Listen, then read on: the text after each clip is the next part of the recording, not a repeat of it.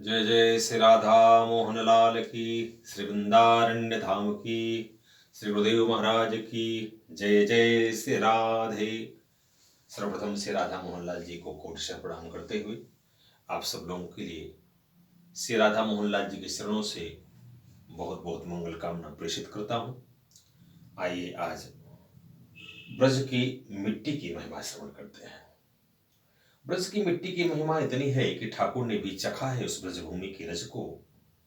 और याद आज जो हम एक कथानक आपके सामने प्रस्तुत कर रहे हैं वो मैं किसी रसिक के मुख से सुना था, उसी को मैं आपको बताने जा रहा हूं। यद्यप विश्वास हो या न हो, लेकिन शास्त्र कहता है जाकी रही भावना जैसी, प्रभु मूर्त देखी तिन तैसी।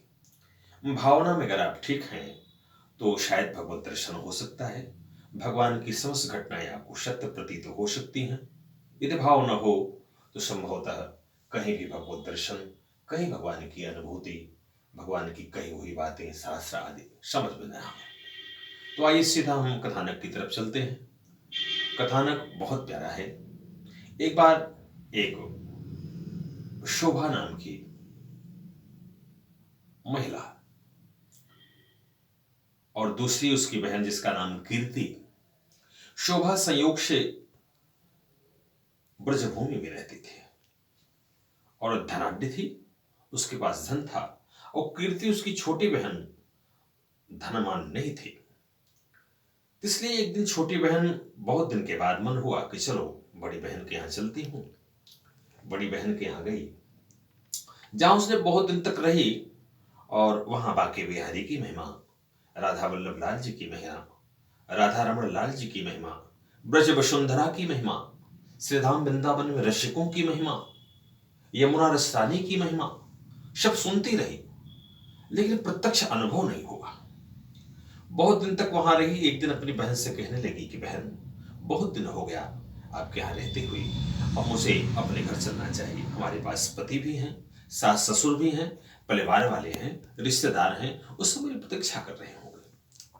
इसको सुन करके उसकी बहन जाते समय ज्यादा आग्रह नहीं किया रुकने के लिए, लेकिन उस रसिक महात्मा ने बताया कि वो कुंभकार थे, वो घड़ा बनाने का काम करते थे। इसलिए जाते समय अपनी बहन को उसने एक घड़ा दिया भेंट में। उसकी बहन झुझला गई। उसने सोचा बताओ ये घड़ा भी कोई भेंट देने की चीज है, लेकिन फिर भी बहन ने दिया है तो लेके आती हूं। उसने सोचा घर जाकर के बता दें घड़ा हमने खरीद के लाई, हमारी बहन ने नहीं दिया। उससे अपनी बेइज्जती महसूस हो रही थी कि हमारी बहन, बताओ बड़ी बहन छोटी बहन को क्या कुछ पैसे नहीं दे सकती थी, कोई ऐसा उपहार नहीं दे सकती थी जिसको देखकर लोग अचंभित रह जाएं, आश्चर्यचकित हो जाएं।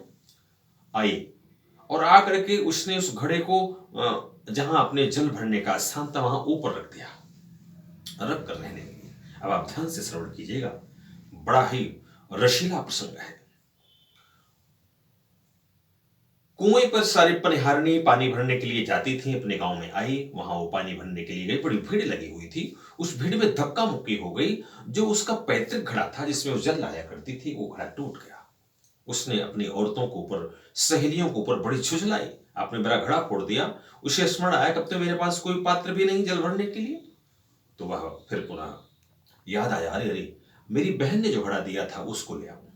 उस घड़े को ले आई, उसमें जल भर के लेके गई, कुएं से जल भर के रखा वहां। और पति खेत में काम करके आया, बड़ा थकित था वो। थकित होकर के वो आया और आकर सोचा कि चलो, उसने कहा अरे कीर्ति जल है क्या, जल पिलाओ, मेरा गला सूख रहा है। कीर्ति जाकर कहा नहीं नहीं जाओ, वो जो घड़ा, हम घड़े में जल रखा हुआ है उसमें आप जल ले लीजिए। वो एक ग्लास जल निकाल के पिया।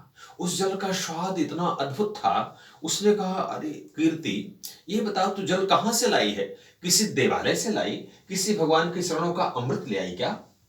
और उसने जब पिया आनंदित हो गया, कहा ये तो जल नहीं अमृत लगता है। फिर हो गया, कहा कीर्ति मुझे भूख लग रही, जल्दी भोजन बना। उस कीर्ति ने उसी जल से चावल और दाल और चावल का निर्माण किया, सिद्ध किया, पकाया। महाराज क्या कृपा हुई ठाकुर की। उस दाल और चावल की खुशबू पूरे गांव में फैल गई। सारे गांव वाले उस खुशबू को सूंघते हुए भागने लगे। भागकर उसके घर आए, उसने देखा कि मेरे घर भीड़ इतनी ज्यादा है। और वहां आकर पहुंचे तो सबने आग्रह किया कि आपके यहां से खुशबू कैसी आ रही महाराज। और कहते हैं कि सब लोग वहां, पति भी आ गया। उसने कहा भोजन बन गया, प्रसाद हो गया। कहा हाँ हाँ स्वामी प्रसाद हो गया। और सारे लोगों ने आग्रह किया कि महाराज मुझे भी थोड़ा सा प्रसाद चाहिए।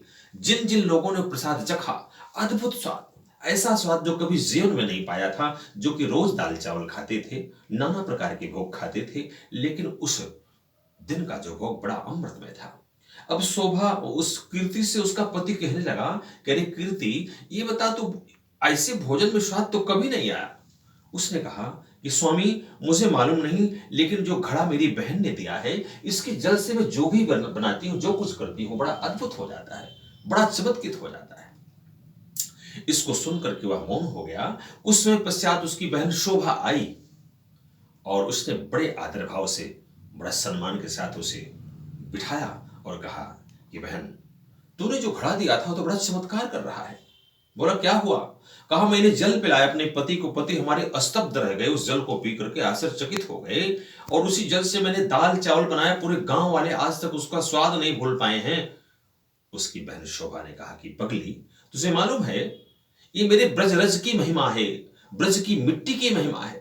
जिस मिट्टी में ठाकुर खेला करते हो, जिस मिट्टी में गोविंद जिसको चखे हो, ऐसी मिट्टी का घड़ा किसी घर पहुंच जाए तो भगवान की चरण रज की कृपा उसके घर पहुंच जाती है। इसलिए प्रिय बंधुओं, श्री ब्रजभूमि जाने का शुभ अवसर अगर आपको मिलता है तो आप परम भाग्यशाली हैं। ब्रजरज बहुत ध्यान से जाएं, ब्रजभूमि में बहुत कृपा पूर्वक जाएं, अनुग्रहित होते हुए जाएं। यह ब्रजरज की महिमा आप जरूर श्रवण करें और ठाकुर से प्रीति को बढ़ावें।